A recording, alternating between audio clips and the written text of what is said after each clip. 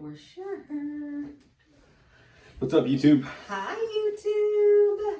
We're back. We haven't been on YouTube, I think, maybe in a couple. Did you not do the YouTube whenever you recorded with Jay? The first one I did. The first one I did, but it didn't work out well. But episode 54. Gotta take out my earrings. Okay. I forgot. We're missing a couple people just because. We got some sickness going around. Yeah. That's crazy. It is. Fortunately, I don't think it's the vid, but. It is not the vid, I don't think. I think it's just either a stomach bug or. Yeah, just got some sickness. Yes. Get your hand sanitizer out, people. Drink it. Guys, it's episode 54. Make sure you visit our website and subscribe. Follow us on socials. And I feel like I need to take one of these stickers. I didn't get one. Whatever. I didn't get one. I gave you the first time we had them. No, you did not. I wasn't Everyone here. on staff has one too. I don't have one. I mean, I gave one on Monday. I can't believe you don't have one. No. We are going over Iron Sharpen leadership, and then if you order something from our website, which I'll put my purse. you can take a couple. Made for More consulting stickers. See, clear back, which means if you have whatever color, it can go on there. Yeah, So put it on there. make sure you buy this book. Yeah. How many chapters are there? Hey, Made for More, I hear, is picking up a new client starting tomorrow. You don't have to name names or anything. Yeah, we won't name names yet, but yes, yeah, tomorrow's a new client. I'm excited for you. Same. For us. Well, 39 I'm chapters. Excited that for you and your interaction with them. Okay. I think it'll be good. At some point, we'll all be on the same team. It'll be good. 39 chapters, short chapters. Make sure you get this. We're going to be going over it over the next few. So. Did we announce this book a couple weeks ago? A couple times we did. Okay. I think. I just didn't remember. Yeah. It's been a long few weeks. You haven't been on here in a while. Right? Like 2 weeks. And no, more than that. But we recorded early because of Christmas, and then you had the interviews with Jay for 2 weeks. Right. So yeah, it's been several weeks since we've done this. So yeah, because I told you I'm not going to come, and that was when Darren was sick. So I'm so glad I didn't come. We would have because y'all all would have been sick because we did have the vid. So we're going to have to talk about that here in a second. Crossover his work. Yes. So. Let me close this. Episode 54. Check. I'm checked. I'm ready. Ready to go. I'm ready to go. I got my. What are you drinking? This is Peach Tranquility. I feel like I needed a little. What the freak is Peach Tranquility? It's peach tea. Okay. Usually I drink mint tea, but I wanted something a little different. That's why I can't stand Starbucks. What? Why Tranquility? Why even talk about, why can't you just say peach tea? Because it's the name of the tea bag. Oh my gosh. And that's not even the tea bag from Starbucks. It gives you peace. Okay. Like whatever. Peace and tranquility. Yeah. Peach tranquility. Peach chronic. Anyways. No. All right. 3. Let's do this. 2. What's up, everybody? Mario here for the Made for More Consulting Podcast. Welcome back. It's been a few weeks since Adina and I have been able to record together. So, Adina, welcome back. I am so glad to be back. I feel like it has been a while. It's at least a month. I don't even remember. Yeah, probably it's been at least 3 weeks. Yeah, because Jay and I recorded 2, then we were out of town. Yeah, at least 3 weeks. Yes, because you and Etiana recorded 1. Yep. So and that was the one weeks. that I was like, I'm not going to come. And yeah, I'm glad because everybody got that sick. was some sickness. There's a lot of sickness going around. And tonight, it's just me and you because there's still a lot of sickness going around. And it's not COVID. It's a different sickness now. I don't know what is going on. Well, it is like, I don't even know, but I feel like everything is back. Stomach flu, strep, the actual flu. We have a friend of ours that they have the flu. Yeah. Like what the heck? Yep. I haven't had anybody have the flu in I don't know how long. Yeah. But it's anytime you get sick though, if you cough in public, sneeze, everybody looks at you weird. Oh my gosh, I know. And then you're like, man, can I go out? Can they go to school? Can the kids go to school? So anyways, I know I had both my daughters home today. Not that they were sick, but there's an early release and one of them didn't feel good. So we're like, hey, just stay home. Yeah. So yeah, Happy New Year. Are you a resolution person? I don't know if we ever talked about that. I'm really not a resolution person. And you know what? I don't even want to admit this. I'm not even like a word person. They're like, pick a word for the year. Suck. It's gonna suck. I'm just kidding. Well, and I used to. I used to kind of want to have like a resolution or like a goal because I feel like I'm very goal oriented. And I do think that the beginning of the year is a good time to reflect back and say what's going well, what's not going well.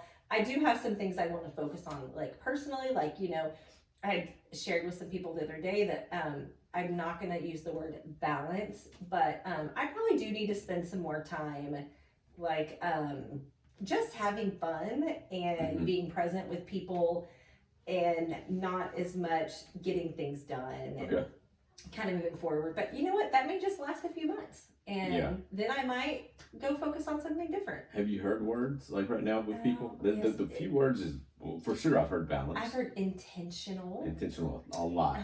Purpose. I'm gonna live purposeful. Yes. Intentional has probably been the biggest one that I've heard. Yeah. What was it? I heard one the other day. What was it? Yeah. Either way, you hear those. I mean, whatever.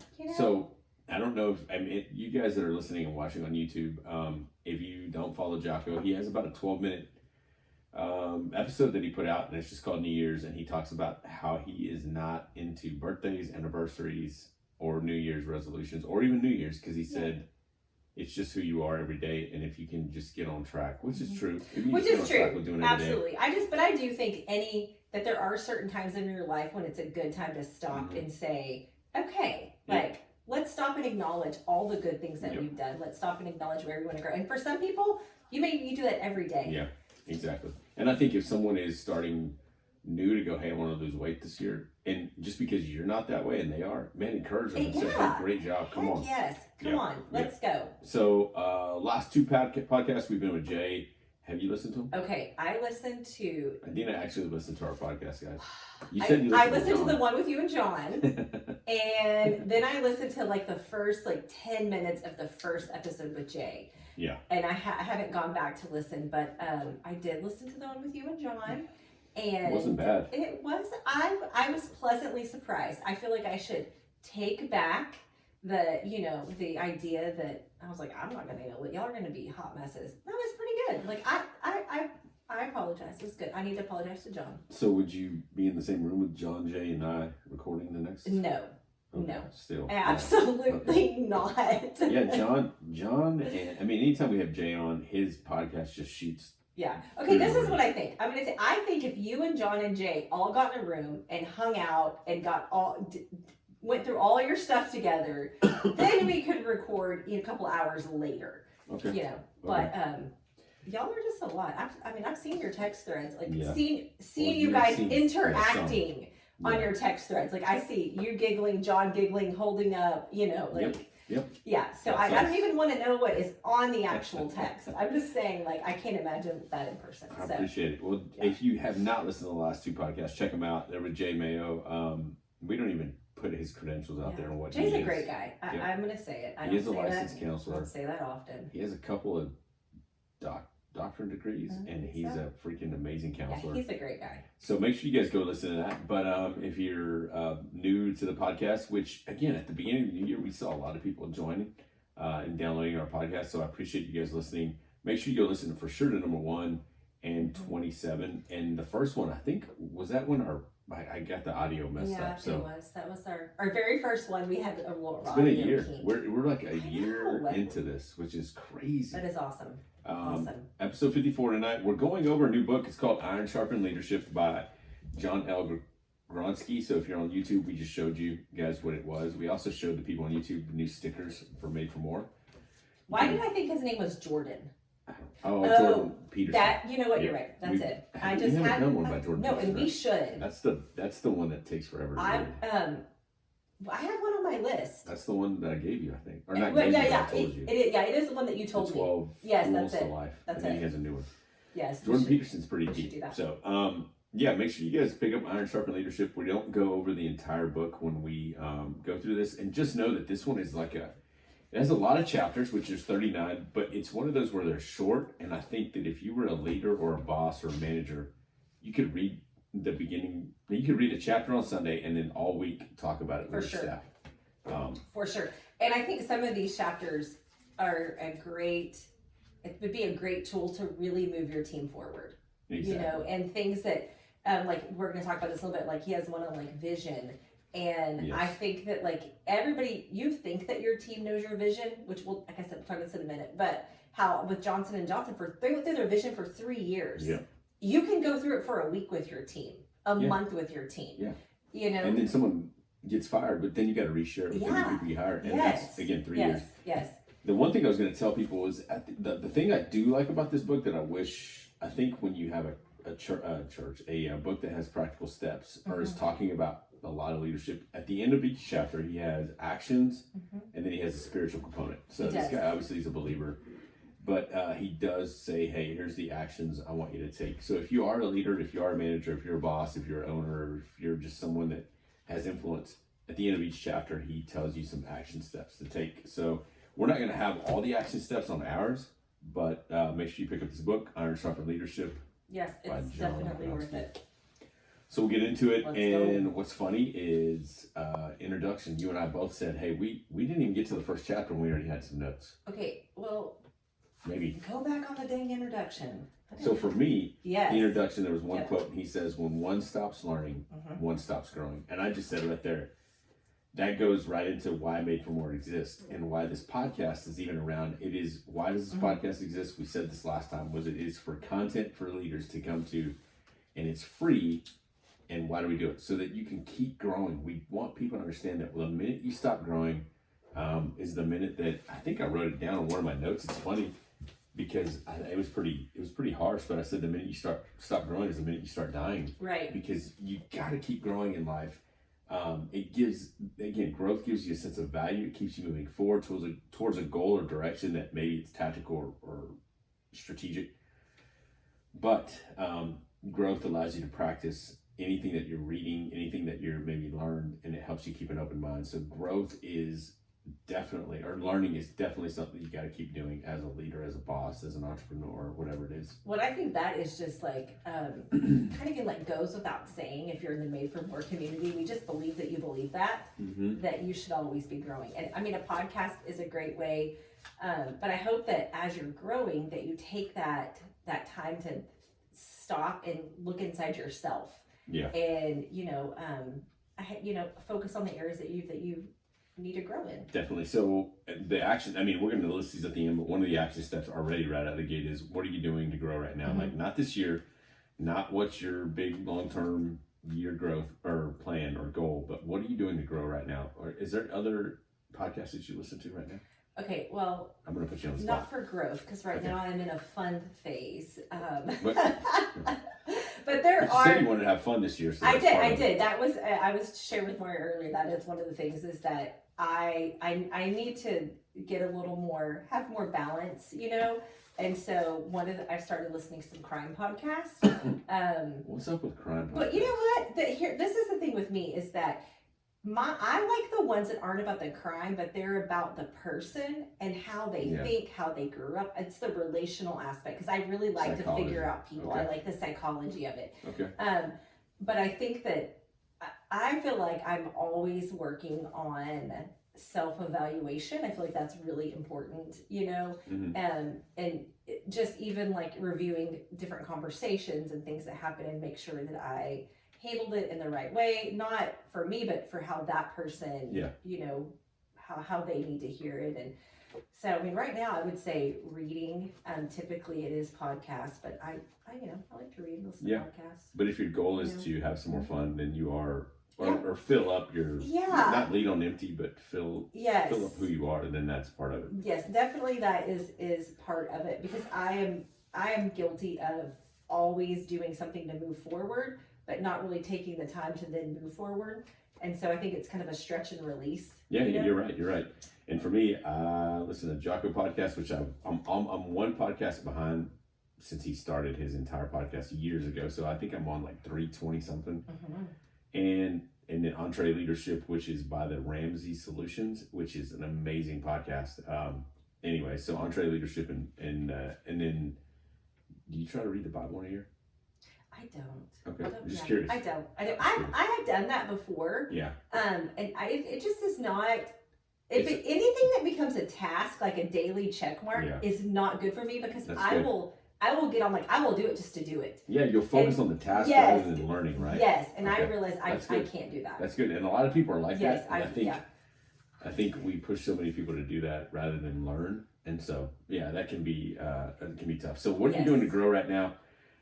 Just so you guys know, this book that we're going over, that was just the introduction already right out of the gate. He says, when one stops learning, one stops growing. But as we go into the book, it's broken up into 3 parts. These first 2 podcasts are going to be over the first part, which is called character. And he talks about leadership being character, competence, and resilience. So then the first 2 podcasts, episode 54 and 55, are going to be over character. So next week will be over character. But this first week we'll be going over the first 6 chapters. And then also, like I said, at the end of each chapter, he has an action and spiritual component. So chapter 1, he says proven leadership traits. And this is where you and I talked about. Yes, this is where I had like opened it up and read 3 pages. Yeah, and I was like, wait, do you see what he said? Yeah, he said that giving up can become a habit. Like Yes. if you and I give up on something, Yes. it can be something so small that you go, hey, no, I'm not going to go today. Even Right. going to the gym or something even smaller than that. I'm not, yeah. So what he's talking about is he's talking about having self-discipline. And Yeah. so like people, when you have self-discipline, what's happening is people who lack self-discipline, what he's saying is that giving up becomes a habit. Yep. And so you just fall into that giving up. And I mean, I think about all of the people that start like the New Year's resolution of like Yeah. going to the gym. Mhm. And it's not necessarily that you don't have self-discipline. It's that you have made giving up a habit because you haven't stuck with it. So like, again, if you're someone this year that's already started something, when you feel like giving up, don't say, is the goal too tough or too hard or difficult? Or don't ask yourself that. Ask yourself, have I made giving up Right, I haven't. a habit? And ask your like, what was the why? Like, why did you start this? Yeah. And because I think it's so easy to fall into that, Mhm. like that giving up that habit, and then go back and listen to the podcast about atomic habits. Because I think Yeah. in that, if you can see that this is a habit, you can break that. Okay, we're going to back up and Yep. we're going to do some of those things that he talks about on how to build a habit. Exactly. And Atomic Habits, I mean, that's one of the number 1 books right now being listened to and read. And so if you go back into our podcast, what do you call it, database, you can see that we covered it in the summer of this last year, 2021. You can find it. I don't have those episodes right off the top of my mind. So he does talk about, he's talking about proven leadership traits. Number 1 is self-discipline. Yes. And he says, you got to stop. You got to think about, hey, have I made giving up a habit? And then he talks about a couple other traits he mentions in the chapters, I think, that are vital. And he says, and he brought up the custodian at a place, and he said, treat the custodian the same way that you treat the head boss. And in the whole trait that he's talking about here is respect and dignity. Yes. You're not greater, and the minute you think that you're greater than anyone else, whether it's the custodian or the boss, that they can smell you from a mile away going, hey, this guy is belittling me or she's belittling me. So he's saying dignity and respect needs to go a long way, whether they're the custodian or the boss. Okay, I had a mind-blowing, like, I highlighted it in a different color here. This is big. Part? Yes. So he's talking about one of the best ways a leader can empower their followers is by listening to what they have to say. Absolutely, we've heard that 100 times. But this is the part where he says, it is good practice to follow up with others and explain why you didn't move forward with their recommendation. Yeah. How many times have you been in a meeting or done and somebody asks your opinion and you say it and then they do something totally different and you're like, well, what the heck? We spent 20 minutes dissecting this idea. Yeah. They probably have a great reason. Yes. But I know you don't call it the currency that you can build by going back and saying, hey, I heard you and this is why we want a different direction. That I don't think people naturally do that. I have never worked for a leader that has naturally done that. Yeah, it's like if you have 5 applicants and you hire one, go back to the other 4 and say, hey, thank you for coming in. We're not going to go your direction, but let me tell you what you can work on next time you come in to interview with us. It's the same thing. If you have 5 people around a table and everybody's putting in their ideas and you're going to take one and they know right off the bat, hey, we're only taking one idea. Go back and touch base with all 4 saying, hey, here's maybe where the gaps were, or here's some of the holes that I saw. Or just this why was bigger, or even we didn't really have the resources for yours, or whatever it is okay. But I think if any business owner or leader can take that little piece and just really think about how that would build that trust. It's respect. Well, it's respect and exactly. dignity, which is what he's talking about. But I just was like, that is an extra step that a lot of leaders don't take. So when you don't take that extra step, what do you think? How do you think that makes your people feel? Well, it makes them feel like they weren't heard. Like, was something wrong? Yeah, why did I invest all this time and energy in this? Even if it's emotional energy. Yep. And so exactly, that's good. That's really good. He also said one of the biggest ones to me, I know that I had to learn this was, again, for me, this is one of the biggest ones that I had to learn when I worked with the shoe industry, was praise in public and reprimand in private. And then becoming a youth leader, you have all these volunteers and you have multiple personalities within multiple leaders. And at one point, I know we had about 35 leaders, and you had some guys that were negative, some guys that were positive. You had some women that were nurturers with teenagers, and you had some that really didn't care about their feelings, but they wanted them to do what was right. So you have this whole vast majority of people that are just leaders, and then when one of them does something wrong, internally I wanted to call them out right then and there, but I couldn't. I'd say, hey, can we touch base afterwards? And you don't want to embarrass another adult in front of someone. Right. And for me, it goes back to even at high school, whenever I was friends with somebody or with anyone, if I came into a group setting and you made me look like an idiot because you're trying to lift yourself up. Right. It isn't. Totally disrespectful. Okay, but so this is what I thought about with that. And I thought this is a good thing for us to talk about, because also we've had the situation where you see someone in your organization doing something that really isn't right, but you don't ever see the boss or the leader address it. Whether it's coming in late or, like, I'm trying to use leaving a mess, whatever it is, Not sweeping. Or like, I mean, like, I can use I'm trying to think of like other examples, like they just don't come to work one day. I mean, whatever it is. And that is not the right thing, that doesn't fit our values. But if you don't see the owner or the boss address it, it creates a toxic culture. Yeah, because I'm sitting here thinking, are you going to tell them that they just did something wrong? Right. But if I don't see it, I guess. And so that's where I feel like it is, I totally get what he's saying, and I 100% believe that. 100% believe that.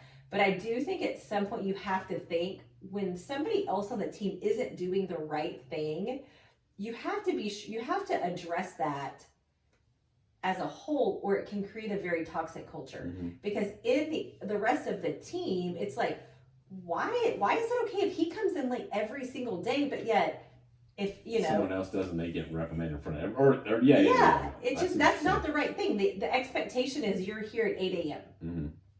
Or to be on time for your shift. The expectation is you are on time for your shift. And so the same person comes at 8:05. And I'm showing up on time, and the same person's like 8:05, 8:07. You're like, dude, I've already been here for 15 minutes. What are you doing? Yeah.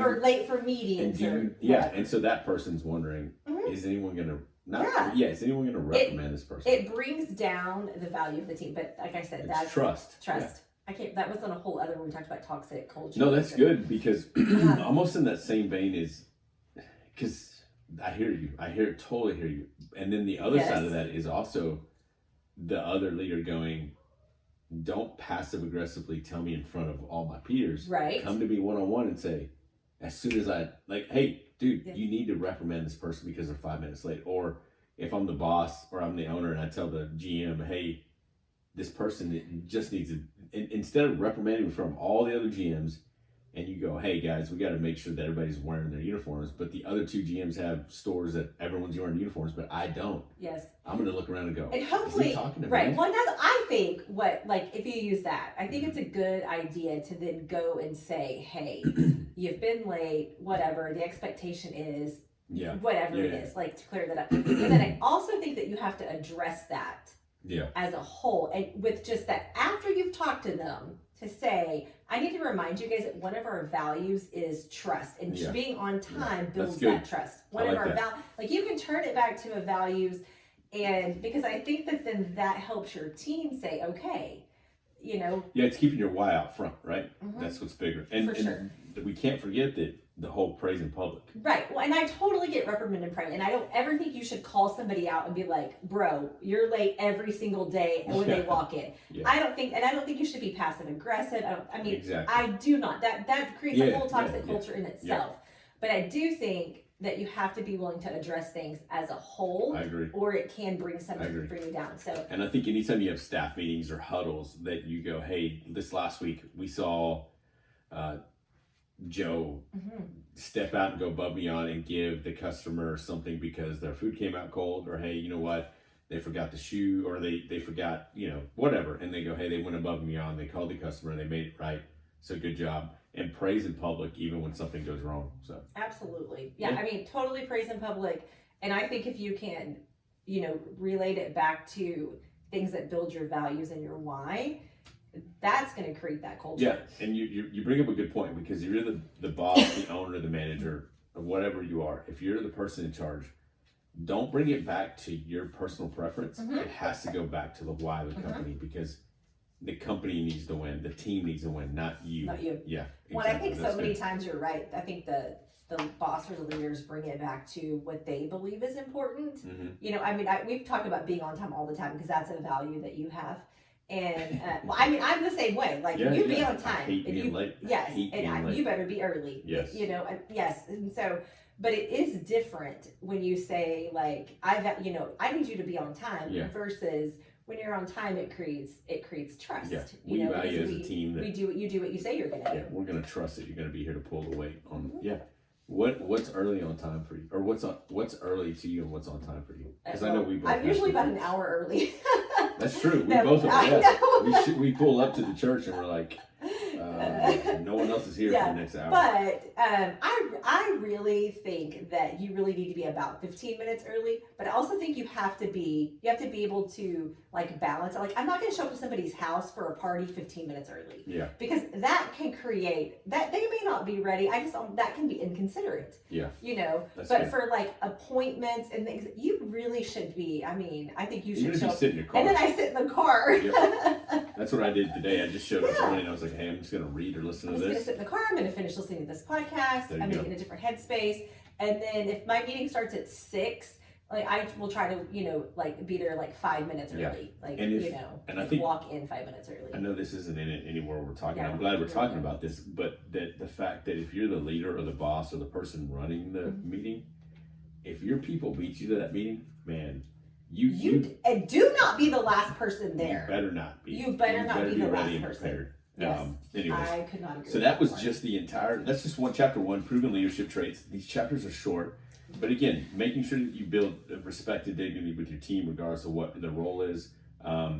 Making sure that you check on yourself as far as the habit of giving up, and then praise in public, reprimand in private. Going into chapter 2, it's called the 3 V's to achieve. And so 3 different words that start with V: vulnerability, values, and vision. And there's 3 quick, or I didn't put all 3 quotes, but the first one says this about vulnerability. Vulnerability means you must have the courage to put yourself out there in front of others, even at the risk of making a mistake or having people criticize you. So, and I love that you noted that vulnerability is like taking a step when you don't have all the information. Yeah. Because I feel like we talk about that with leadership. Leadership a lot is being able to make a decision, taking the information you have and being able to make a decision. Yep. And I hadn't thought about that as vulnerability, like being vulnerable, but it so is, because you're like, I'm risking like this decision. Yeah. And I can be right or wrong, And then you buy pocket change with your staff if you turn around and say, "Hey, what do you think?" Because I'm surveying whatever. I'm surveying the options. Yeah, what do you think? Yeah. Yes. What do you think we should do? What would you do? Yeah. And it builds trust. If you decide to do something different, just let them know. Yeah. And the thing is, like, in a lot of situations, as a leader, you may just have more experience with those situations or that person or that, which makes a difference. Yep. And if you have a diverse team, they may have more experience in something. And but the way to build trust is go, "Hey, I don't know the best way. What do you think? Because you've probably been in this situation more than I have." Yeah. And he said Colin Powell's rule was 47. The 40-70 rule. Colin Powell would say if you have less than 40% of the information, then you probably shouldn't. You probably shouldn't do it. Well, you shouldn't be making a decision about something you only have 40% information on. You need some more information. And then if you have 70% or more, you've probably waited too long to make a decision. I loved that because I am a like 39.5 and I'm like, let's make a decision and go. You're right. I tend to be an early decision maker, and that is not always a good thing. There are things that if I would have waited a little bit, or and I'm on the opposite. I'm like, everything has to be you're right. You're like 69.5. Yes. I'm like everything has to be perfect. Everything has to be perfect. But I really like that, and I like that as a filter to be able to like say, because it's always just been a feeling, you know. But to be able to say, would I say I have at least 40% of the information? Yeah. Okay. If that's true, then I can make a decision. And all the stuff we're talking about right now is if you build your team's culture on vulnerability, on treating people the right way, they all come in knowing it's not just about my leader. It's about all of us. So again, if you come in and say, hey guys, I don't know all the answers to this, but this is the direction I think we're going to go. What do you guys think? And you start to begin to ask your other leaders or other people. You already start that later on, we'll talk about values, but that whole environment of, oh, he's asking or she's asking about my opinion. So what I think does matter here. So.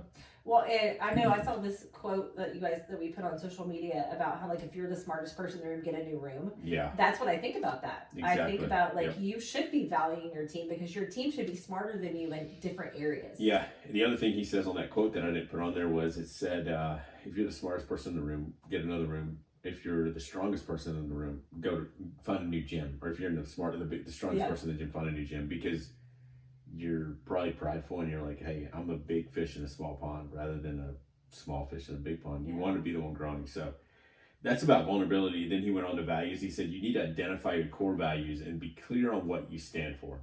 Personal and organizational values create a solid foundation that prevents destruction when the winds get too strong. And you and I know that the winds are coming, the storms are coming. But you've talked a lot about values last year. I know. I really believe in making sure you know your values.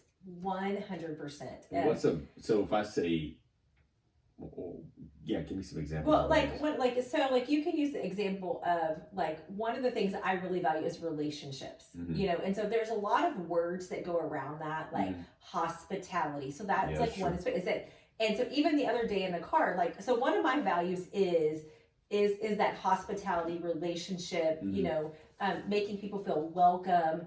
And the other day we were in the car, and Sky, my 8-year-old, said, Mom, why are there always people at our house? And I said, well, because we believe that God gave us this house so we could share it with people. And so we let people come over all the time.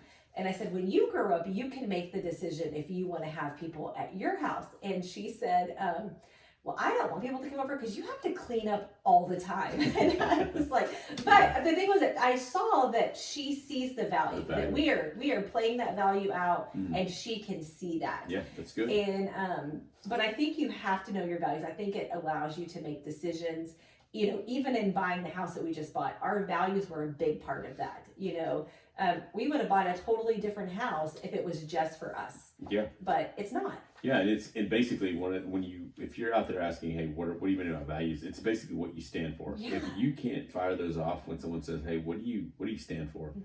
Then creativity, growth.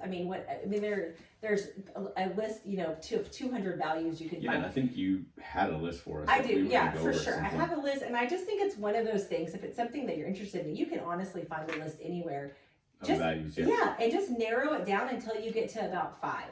You know. Okay, that's what I was going to ask. What do you think? Until you get to about 5, and then you can kind of group some of those together. I know when I did it the first time, I probably picked out like 10 or 15, but a lot of them went back to that relational, that hospitality, that welcoming, and so I just grouped all that into one thing because it all means the same thing to me. Would you have them written down? Write them down. Write them down. No, you know what they are. And I think that it helps me be able to say, like, when I'm kind of, feeling when you're like, just kind of maybe starting to slide into a funk or something's just not right. You know, you've been there in your life. We talked about it on several of these episodes. Yes. I think if you can go back, and that's one of the first questions you can ask yourself is, here are my values. Where am I living these out and where am I not? And say majority of the time, if there's no other big circumstances in your life, it's because you're not living out your values. Yeah, you're living by either someone else's or you're too busy focusing on a task rather than your values. Yeah, you're right. That's good. Yep. So, I mean, again, action steps, sit down and determine your values, what you stand for, write those down. We'll say all these at the end, but that's definitely an action step. The 3 V's to achieve was chapter 2, vulnerability, values, and vision. And then we're going to step into chapter 3, and it's called keeping your feet on the ground. This is about humility. He talks about 3 ways to stay grounded, but this is one of the things that when you and I mean, he is a general. He was a former Major General of the U.S. Army, and he pretty much says the same thing that Jocko says, and anyone else, Simon Sinek, that if humility is not one of those values, you're going to be in trouble because you're prideful and you're going to have an ego that other people can smell from a mile away. Yeah, so this is one of those chapters that is literally like 2 pages, a page and a half. This chapter is super short, but it has so much good stuff in here. One of the things he says, which I love this, because we talk a lot about how do you know if you're being successful? How do you know, like, what are your measurable goals? And he says, a litmus test to use to see if you're building a team of smart people around you. Ask yourself, what have you done lately to empower others to make a decision? Yeah. So what are you doing? Like today, what have you done to empower somebody to make a decision? Because I'm like, I love that. What are you doing to establish an environment where people feel safe? Which we talked about that emotional safety in some other book. Where does he last? I think because you're the circle of safety, right? Yeah, for sure. But I think that he does that. Like if you're not the smartest, this is that if you're right. not the smartest person in the room. If you're the smartest person in the room, go find another room because you're okay being the smartest person. That's not what you want. Yes, and if you're not the smartest person, great. That means that your team can shine in other areas. Yeah, and you gotta empower. Like again, the key word is empower. So we talked about, I know we talked about this before on one of the other podcasts, how in one of John Maxwell's books, he talks about how you should focus on your strengths, but in our society, we push people to focus on their weaknesses. Yeah. So when I think about that, I think that's what I want. I want my team of 5 people or whatever. Mm-hmm. I want to focus so much on their strengths that they are totally excelling and living in their zone, because they're going to get so much more done and feel successful. Fulfilled, right? Fulfilled, that's a much better word, than if I am always trying to like push them on these, little weaknesses. So let's focus on what you do really well at and make you the expert in that. In that field, yeah, because it's so weird that we have a culture that says, hey, focus on you have maybe 5 traits and one of them you're really solid at, and you're trying to fill the gap for 4, and you're going, no, let them be solid at that one and let them run with it, because they can show other people what they're passionate about. And I think that's where we get burnout. That's where you get, you feel unfulfilled because you're like, I'm stretching this way when I should be just moving and I've forward seen in that this so direction. many times as like a leader trying to make their whole team these well-rounded leaders. It's well-rounded is you can't. You're not gonna have that. And what happens is I think about somebody like Etiana, who is so gifted in she just has this like amazing graphic design and social media. Like she just gets it. Yeah. And if she's spending her time trying to be well-rounded in all these other things, she can't put all her energy to that. It makes her miserable. Yes. And she doesn't want to work there. I mean, she's not even here today, but I mean, I think she's a great example of somebody like that. She's just not afraid to tell you and I, go, hey, that's my job. Like, I can do that really quick, and it's going to be better than what you can do. Oh, yeah. She's cleaned up so many things I've tried to do, and she's like, honey, just let me have that. I'm like, right. I don't know why I didn't ask you first. Mm-hmm. So there is no well-rounded leader. I totally agree with that. 100%. Yeah. And I think that is a newer concept, in our world and our society, because as a leader, you don't have to be everything to everyone. No, and if you think you do, you're going to be the bottleneck to everyone. And I know he says this somewhere here, is that, it is your job to empower your team. It's your job to teach your team how to make decisions. It's your job for you to be their team to be the best that they can be. And that's it. Yeah, you don't want to be, I think you don't want to ever get to the end of your legacy or whatever and realize that you were the reason someone else didn't pursue their dream. And I hate that. Well, and I with don't, that thought. I think that as a leader, I think it's probably old school thinking, but kind of a new thing. I don't ever want my team to like wait for me to have to make a decision. Yeah, Like, exactly. They don't should come and already ask know me what yeah. you think. What Yeah. What do you think? Like, Mhm. you're the expert in this. It's like, I wish I could remember the names of the books that we read, but that I think it was a Jocko book where he talked about how you have to go down and spend the time with the people that are Yeah. actually doing the work. Yeah, it's a They're decentralized. the experts. Yeah, it's Go ask decentralized them. so that they know them. They know the values. They know where we're going. But if you're decentralized, Yes. you're not making all the calls. They are. But they know the expectations of what our organization is. So Yeah, for sure. yeah. So Anyway, those chapters like That's I good. said, a page and a half. I know and a there's page and a so half, much and we stuff. still I haven't know. gone over what I wrote down, but that's okay. He just talks about humility, and he talks about 3 ways leaders must stay grounded. He basically what you said. You must recognize other people on your team. You recognize that you're not the smartest person in the room regarding any subject, and then establish an environment where teammates feel safe. This is a good one. Disagreeing with the leader.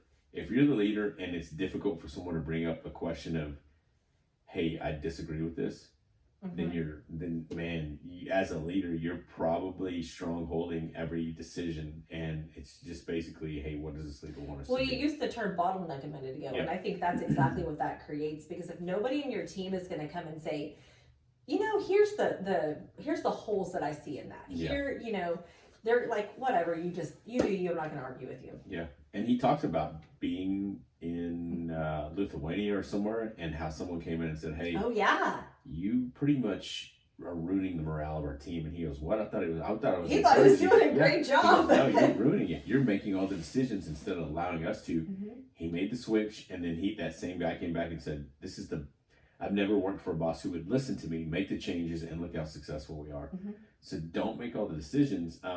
And it's that simple phrase of "we over me." It's Yes. never about me. It's about us as a team. It's we But I think over me. he talks about he came in thinking, okay, my job is to like give them my ideas and do all of this stuff. No, your idea is to see what they're doing and make them better. Yep. And Let them I run. love that when he was That's like, good. Yeah, because he's "Man, like, "Hey, I'm doing a great job," and the guy goes, "Really? You're No, killing morale." you're just putting post-it notes, everybody, telling everybody That's what right. to do." And we'll have an action step for this one too. As a leader, I just put who's mentoring you, who are the people smarter than you that you're listening to, who are you constantly listening to, and are you growing at all? So that was chapter 3. Chapter 4, character is the foundation of leadership. Again, character is going to talk a lot about values. And I like this because he talked about Coach K from Duke. If you're a basketball fan at all, you know who Coach K is. And here's a great quote from Coach K. And he says, they asked him, "Hey, what does character have to do with winning basketball games?" And this was his response. He said, quote, "Character and values have absolutely nothing to do with winning a basketball game, but they have everything to do with winning championships." And he's talking about, long-term I success. was not like, just that's one good game. if it's a sports analogy and I highlighted it because I usually don't even read anything related to sports. I'm like, whatever. Yeah. And But he's it's just so saying, true. Yep. Yeah, Long-term success. Yeah, he talked about in another chapter, he said that a good leader is on the offensive.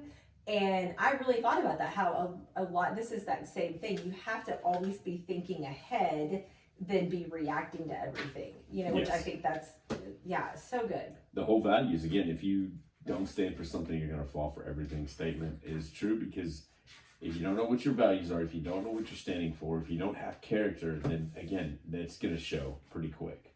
I just think it's interesting that these chapters are short and they're straight to the point. I think this is one of those books you had mentioned earlier about this would be a great book to take like one chapter and like work through it. It is absolutely that kind of book because there's so much stuff in here. Like he puts so much value in like one sentence. That's a really good sentence. Takeaway. Yeah. Yes. This is the one where he talked about Johnson & Johnson. Oh, okay. So Yeah. Johnson & Johnson was up and coming. Yes. And they put out medicine. Right. Well, so what happened was there was a new CEO that came in, and so for 3 years. 3 years, not 3 3 years. months, not 3 days, 3 not 3 years. weeks, but 3 years. He went through, which I know nothing about Johnson & Johnson. I mean, I know, but they were a huge organization, a huge company. Yep. And he took 3 years and went like section by section, like location by department by, there you go, department by department, through each one for 3 years. and worked through their value statement. They read through it. They combed over it. They changed a few words. It was they like built it, and like I don't know, like just everything about it. And right after that happened, it was I think it was like 4 years later. That's when they had, I guess somebody put cyanide in Tylenol, and there's some people died. Like 7 people died, and so they had a big decision to make. But because of what they did is he went back to the values and said, our value says this, like we value people. And so they ended up losing millions and millions and millions of dollars. And many experts never thought they were going to recover from that. They removed, it says Johnson & Johnson removed 31 million bottles of Tylenol from the shelves and took back returns from customers at cost over $100 million. Okay, and how long ago was that? Wasn't that like in the early 80s? That was 1976 to 79. Okay, so late 70s. They would have lost all credibility. Imagine $100 million back then. Mm-hmm. But you know what happened? They regained 80%. Yes, and within like 3 months. 3 months is what it says. Yes, 3 months. And I'm like, that is amazing. But what we were talking about before we started recording was how I imagine that everyone on the team knew why they were doing it. Everyone in the organization knew why they were doing it and believed in it because they had just spent all that time going through their values. Yeah, so if you're the leader going through the values and then the storm comes and hits, and you know what you have to do. But if you don't, your team should be able to go, hey, you're not doing what you said we were supposed to do. Yeah. And that's going against our values. Imagine the division that would have happened if they had not done all of that value work. And more people would have died. Right? Well, yeah, and that's just the blood on your hands. Not being on the same team. Yep. Like even if your CEOs are like, no, we're not doing that. We're thinking about the money. That you're gonna create division and friction, and even if you end up making the right decision, you know. Yeah, and again, the whole chapter is character is the foundation of leadership. If you have character, you don't put the financial, I guess, freedom at the beginning. You put people first, and you got to identify your core values, and that's where character comes in. Yes. So. Well, and one of the things he says about values, I think, is so true, which is exactly kind of what you're saying, is values are important to have when times are good, when times are smooth sailing, but they're critical in leading others through tough times. There you go. And that's, I think, if you can establish your values and do what Johnson & Johnson did, which is mull over them, live them, see how you're living them out in every little thing, whenever the storm comes, it's like second nature. Yeah, you just know what you have to do. Yep. So make sure it goes back to values. Make sure you know your values and make sure you know what you stand for, because that's character, and character is a foundational part of leadership. So again, action steps, it goes back to values. Can you identify your own core values personally and as an organization? Yeah. Chapter 5, cultivating trust trust is a huge word. He talks about a key time in his leadership when, this is it, when he came back to work with a team and he thought he was doing a great job until someone came and told him that he was not helping the team morale at all. I wonder how we would take that, or how our listeners right now, if you're over a team and you are over teachers or an organization or a restaurant and your team comes up and says, hey, I know you think you're doing a good job, but you're actually really killing morale. What I like, he says, I thank the major for the personal and moral courage he displayed by discussing the issue with me. I don't think I'd be like, thank you for your, because it was very personal. It wasn't like shot at the ego. Yeah, but it wasn't like a decision, or it was very much like, you are ruining this. Yeah, everybody hates their job right now because of the way you're leading. You're tearing this team apart. Was the words that I was like, oh my gosh. That's pretty tough. And so how would you take that as a leader? And again, one of the things that you got to ask yourself is, am I cultivating trust? Am I the only one with the ideas? Am I the only one? Am I the bottleneck? Mm-hmm. And if you can answer yes, or you think, you might want to go ask your team, hey, how can I be better? But just get ready. He says cultivating trust is vital to the environment you want to create as a team or organization. People should be able to come in and talk to you as a leader. Mm-hmm. They should never feel as if they're going to get their heads chewed off by challenging something that you decided on. And it starts with the leader getting to know his or her people. So above all else, trust is when you as the leader know your people, the boots on the ground. Right. Well, we've said that time and time again. It's about relationships. You have to know your people. You have to ask the questions. I mean, you just have to. Yeah. It's not an option as a leader. Tuesday, I challenged one of our clients to remove me from one of the meetings and I just said, hey, you're the owners. You guys step in and have this because I'm not causing dissension or it's just you would be better suited to have these meetings because I'm not the owner. And what this does is it lets you guys step in and know your actual people. And when you know what your people are, then you know how they're leading. And so I think a practical step here is if you're the owner, leader, manager, boss, if you don't know your key leads or your people, at least 3 to 5 of them are your key leads.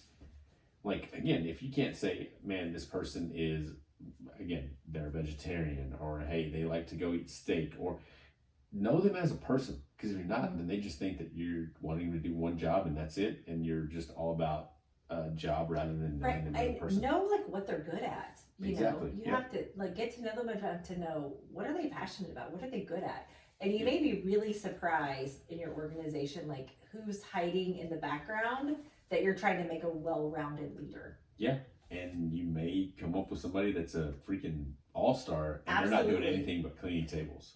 Yes, and they may be an all-star in something you have no idea about. Yep. Yeah, I put trust starts from the top. How well do you know your employees or your people? Right now, if I was to ask you, how well do you know them, and just name a specific person, you know, how would you respond and say, yes, I know this person. Here's their, maybe they like this and like that. I feel like this is a strength that I have is like talking to people and getting to know them. Yeah, because definitely. I want to know about you and about your person, and I'm going to ask you questions and but that builds trust. It does. This person is not about the tasks; they're about relationship, and that's what you had said. One of your things is relational. 100%. But I'm like, for me, I'm like, well, that'd be easy. But I also can see how it is very challenging in a larger organization. You know, I only work with 10 people, really. You know, and so.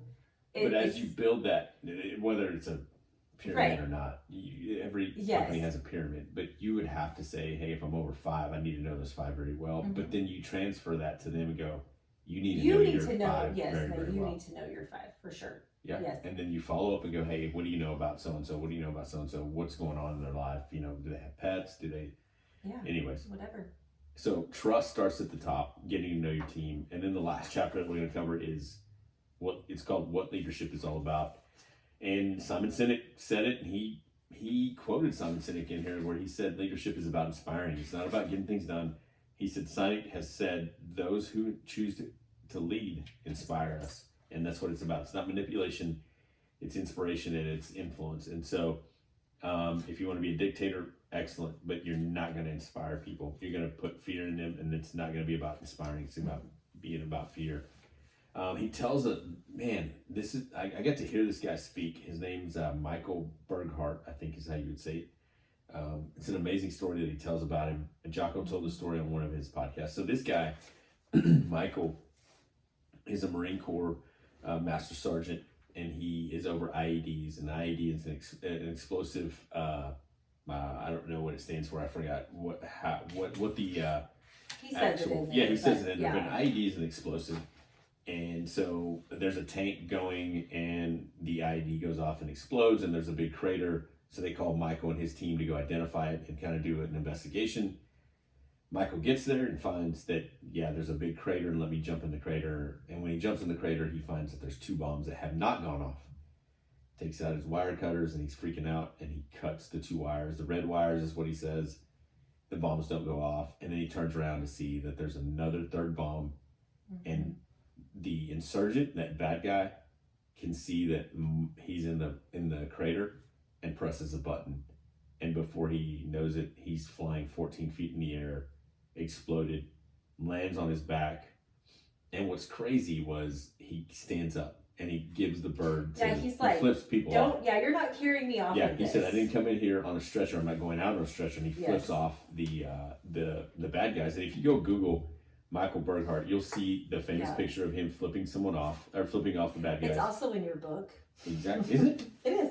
Oh, cool. Oh, yeah, there it is. Yes. Yeah. Page 31. Yeah. And so he flips them off, but the reason they ask, and when they ask him, hey, why do you want to walk out? He didn't say because he wanted to be a tough guy, not because he's a Marine, not because he wanted the insurgents to see that he's, one of the best Marines, but he said it's for the two new guys that were following me.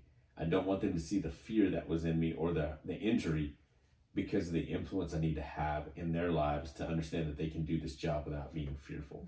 You're going to have fear. But right, and he was saying, like, they have to go back in there and dismantle more IUDs. While he's going. Yes, yeah, and so he's like, I don't want them to have anything else. They cannot think that it's dangerous, that they're going to get carried out on a stretcher. They have to feel confident in their decision. Yeah. And I was like, the last vision they saw of him was walking off, flipping off the bad guys.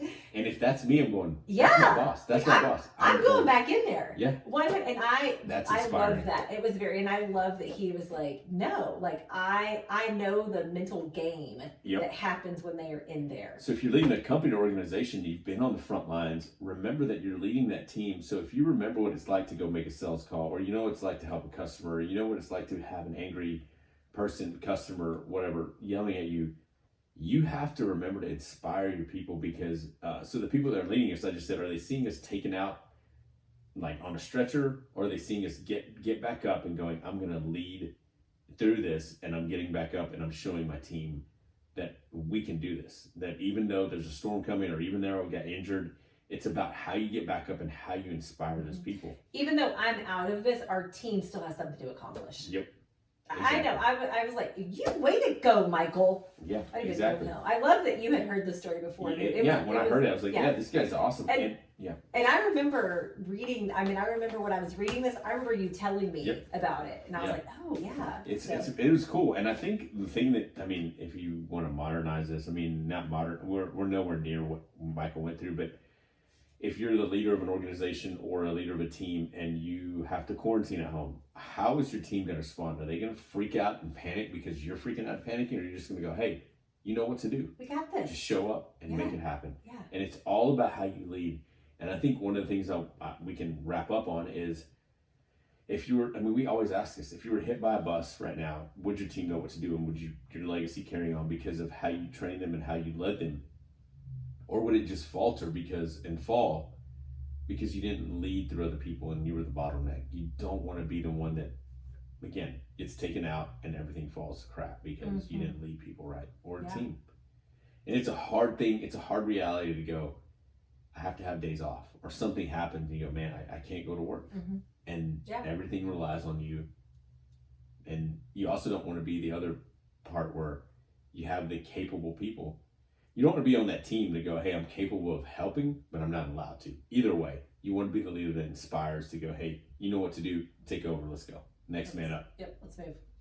Yeah, so basically that chapter is all about Leaders Eat Last. That was one of the first books we covered by Simon Sinek, so if you haven't heard about that or read it, go check it out.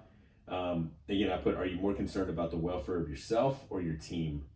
And do they know that you care more about them than yourself? And again, Michael Burghardt was doing just that, jumping into the freaking... I could go on and on about that, like his even having that like thought process is that they have to go on. Yeah. And I am not going to stifle anything that they have to do. And when he tells his story, you're like on the edge of your seat, because he talks about walking up and there's a Humvee that's been exploded, it's smoking. He sees a crater, he jumps in there, and he's like, was that on one of the Jocko podcasts? Yeah, I tried to look for it. I was like, I feel like if you find that, you said I would listen to him I would love to listen to him tell his story. It's pretty interesting because, man, to hear that is pretty tough.